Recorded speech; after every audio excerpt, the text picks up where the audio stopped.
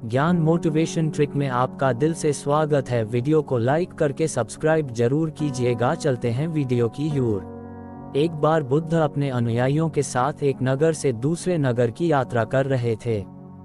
यात्रा करते समय वे एक झील के किनारे चले। कुछ देर बाद वे सभी आराम करने के लिए रुके। सब कुछ शांत होने के बाद उनके एक शिष्य ने उनसे पूछा, जब हमारे मन में परेशान करने वाले विचार आते हैं तो हम मन को कैसे शांत कर सकते हैं। बुद्ध पेड़ के नीचे बैठे थे और उनसे बोले, मुझे प्यास लग रही है, क्या आप मेरे लिए उस झील से कुछ पानी ला सकते हैं। शिष्य झील की ओर वापस चला गया और उसने देखा कि कुछ लोग कपड़े धो रहे थे, इसलिए साफ पानी लेने के लिए कुछ दूर चला और पानी इकट्ठा करने के लिए वहीं बैठ गया। लेकिन जैसे ही वह पानी लेने जा रहा था तभी एक बैलगाड़ी गुजरी और पानी गंदा हो गया। शिष्य ने इंतजार किया लेकिन वहां कुछ न कुछ चीजें चल रही थीं और पानी अभी भी गंदा था। इसलिए उसने मन ही मन सोचा कि वह इतना गंदा पानी नहीं दे सकता क्योंकि यह पीने लायक नहीं है। इसलिए उसने बिना पानी के वापस जाने का फैसला किया। शिष्य खाली हाथ वापस आया और बुद्ध को इसके बारे में बताया। 1 घंटे के बाद बुद्ध ने उसे झील पर वापस जाने और थोड़ा पानी लाने के लिए कहा। शिष्य झील पर वापस गया और इस बार वह साफ पानी ढूंढने में सफल रहा। उसने बर्तन में पानी भरा और वापस बुद्ध के पास लाया। शिष्य ने बुद्ध को पानी दिया और कहा, पिछली बार जब मैं गया था तो पानी में बहुत कीचड़ था, लेकिन अब झील की सतह पर पानी साफ है, कैसे।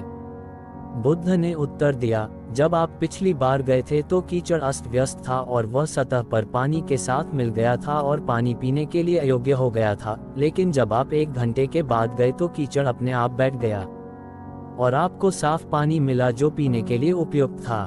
पीना, आपका मन भी ऐसा ही है, जब वह अशांत हो तो उसे कुछ समय दें और वह अपने आप ठीक हो जाएगा। आपको इसे शांत करने के लिए प्रयास नहीं करना पड़ेगा और समय के साथ आपका मन सहजता से शांत हो जाएगा। इस कहानी को अक्सर बुद्ध के जीवन से जोड़ा जाता है और ये दूसरों के विचारों और इरादों को समझने की उनकी क्षमता को दर्शाती है।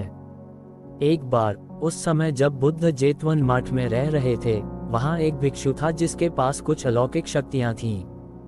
ये भिक्षु दूसरों के मन को पढ़ सकता था और उनके विचारों को पहचान सकता था। एक अन्य भिक्षु जिज्ञासावश और शायद संदेह की भावना से अलौकिक शक्तियों वाले भिक्षु के पास आया और कहा, मैंने सुना है कि आप दिमाग पढ़ सकते हैं, क्या आप अभी मेरा दिमाग पढ़ सकते हैं। अलौकिक शक्तियों वाले भिक्षु ने उत्तर दिया, निश्चित रूप से मैं ऐसा कर सकता हूँ। जिज्ञासु भिक्षु ने तब एक यादृच्छिक वस्तु, एक कमल के फूल के बारे में सोचा और अपना ध्यान उस पर केंद्रित किया। उसने मान लिया कि अलौकिक शक्तियों वाला भिक्षु निश्चित रूप से उसके दिमाग को पढ़ेगा और उस वस्तु की पहचान करेगा जिसके बारे में वह सोच रहा था। लेकिन उन्हें आश्चर्य हुआ जब अलौकिक शक्तियों वाले भिक्षु ने कहा, आप कमल के फूल के बारे में सोच रहे हैं। जिज्ञासु भिक्षु चकित रह गया और बोला, हाँ, ये सही है, आप वास्तव में मन को पढ़ने की क्षमता रखते हैं। अलौकिक शक्तियों वाले भिक्षु ने मुस्कुराते हुए समझाया, ऐसा नहीं है कि मेरे पास सभी दिमागों को अंधाधुंध पढ़ने की शक्ति है, बल्कि मैंने दूसरों के इरादों और विचारों को तब समझने की क्षमता विकसित की है जब वे शुद्ध और केंद्रित होते हैं। जब आपका दिमाग पूरी तरह से होता है कमल के फूल के विचार में डूबा हुआ, मैं इसे स्पष्ट रूप से देख सकता था। बौद्ध परंपरा की यह कहानी मानसिक शुद्धता और ध्यान के महत्व को रेखांकित करती है। इससे पता चलता है कि स्पष्ट और केंद्रित विचारों को उन्नत आध्यात्मिक क्षमताओं वाले लोग ही समझ सकते हैं।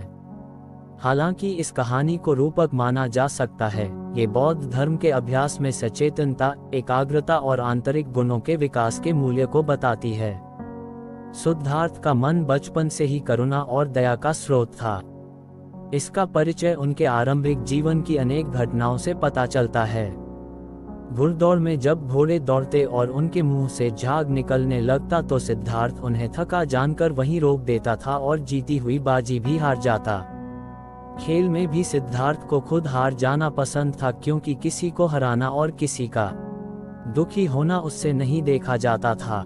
सिद्धार्थ ने चचेरे भाई देवदत्त द्वारा तीर से घायल किए गए हंस की सहायता की और उसके प्राणों की रक्षा की। सिद्धार्थ ने कई विद्वानों को अपना गुरु बनाया, परंतु उनके जीवन में अग्रणी रहे गुरु विश्वामित्र के पास उन्होंने वेद और उपनिषद का ज्ञान अर्जन किया, साथ ही राजकाज और युद्ध विद्या की भी शिक्षा ली। सिद्धार्थ एक कुशल खिलाड़ी थे। कुश्ती, घुड़दौड़, तीर कमान, रथ हाँकने में कोई उसकी बराबरी नहीं कर पाता था। 16 वर्ष की उम्र में सिद्धार्थ का कन्या यशोधरा के साथ विवाह हुआ। पिता द्वारा ऋतुओं के अनुरूप बनाए गए वैभवशाली और समस्त भोगों से युक्त महल में वे यशोधरा के साथ रहने लगे, जहां उनके पुत्र राहुल का जन्म हुआ। लेकिन विवाह के बाद उनका मन वैराग्य में चला और सम्यक सुख शांति के लिए उन्होंने अपने परिवार का त्याग कर दिया। 4वीं शताब्दी के दौरान बुद्ध धर्म की स्थापना हुई। आज पूरे विश्व में करीब 190 करोड़ बौद्ध धर्म के अनुयायी हैं और बौद्ध धर्म के अनुयायी लोगों की संख्या विश्व में 25% है। एक सर्वे के अनुसार इसमें चीन, Japan, Vietnam, Thailand, Mongolia, Cambodia, Bhutan, south Korea, Hong Kong, Singapore, Bharat, Malaysia, Nepal, Indonesia, America और श्रीलंका आदि देश आते हैं, जिसमें भूटान, श्रीलंका और भारत में बौद्ध धर्म के अनुयायी ज्यादा संख्या में हैं। ध्यान एक ऐसी विद्या है जिसकी मदद से हम नकारात्मक विचारों को दूर कर सकते हैं और मन को शांत कर सकते हैं, लेकिन ध्यान करना इतना सहज नहीं है। इसके लिए लंबे समय तक ध्यान का अभ्यास करना होता है। ध्यान कैसे करना चाहिए, इस संबंध में गौतम बुद्ध से जुड़ा एक प्रेरक प्रसंग प्रचलित है। प्रेरक प्रसंग के मुताबिक एक दिन गौतम बुद्ध अपने शिष्यों और अन्य लोगों को उपदेश दे रहे थे। सत्संग में काफी लोग बैठे हुए थे। भीड़ में से एक व्यक्ति उठा और उसने बुद्ध से पूछा कि तथागत, मैं जब ध्यान करने बैठता हूँ तो मेरा मन ध्यान में नहीं लग पाता है। कृपया बताएं, मैं ध्यान कैसे कर सकता हूँ। बुद्ध के साथ ही सत्संग में बैठे हुए लोगों ने भी ये प्रश्न सुना, लेकिन बुद्ध ने उस व्यक्ति से कहा कि कृपया फिर से अपनी बात कहें। उस व्यक्ति ने फिर से कहा कि मेरा मन ध्यान में नहीं लगता है, मैं ध्यान कैसे कर सकता हूँ। बुद्ध ने कहा कि एक बार और अपनी बात कहें। उस व्यक्ति ने एक बार और अपनी बात कह दी। बुद्ध ने कहा कि हमारे विचार मन के लिए भोजन हैं। जब तक मन को विचारों का भोजन मिलता रहेगा, हम ध्यान नहीं कर सकते हैं। जब हम ध्यान करने बैठे तब मन को विचारों का भोजन नहीं देना चाहिए, यानी सोच विचार करना बंद कर देना चाहिए। तब ही हम ध्यान कर पाएंगे। जब मन विचारों से खाली हो जाएगा, तब ही हम ध्यान कर पाएंगे। बुद्ध ने उस व्यक्ति से ध्यान के बारे में प्रश्न 3 बार पूछा था और बुद्ध ने भी 3 बार इस प्रश्न का उत्तर दिया। बुद्ध ने 3 बार उत्तर दिया तो लोगों ने पूछा कि आपने इस व्यक्ति से 3 बार प्रश्न पूछा और उत्तर भी 3 बार ही दिया, ऐसा क्यों?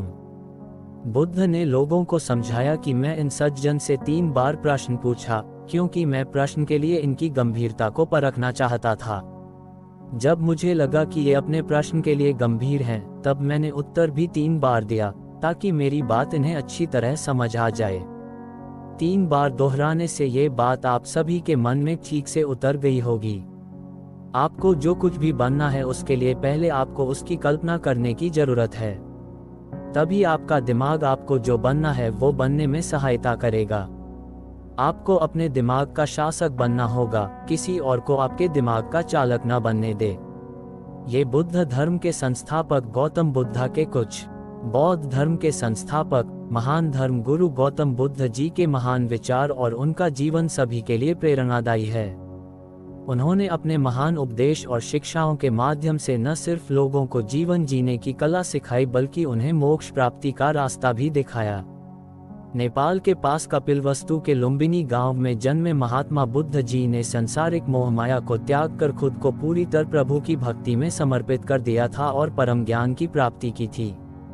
उनका मानना था कि कोई भी मनुष्य आध्यात्मिकता के बिना नहीं जी सकता है। उनके आत्ममंथन से किए गए ऐसे ही कुछ विचार प्रेरणा देने वाले हैं।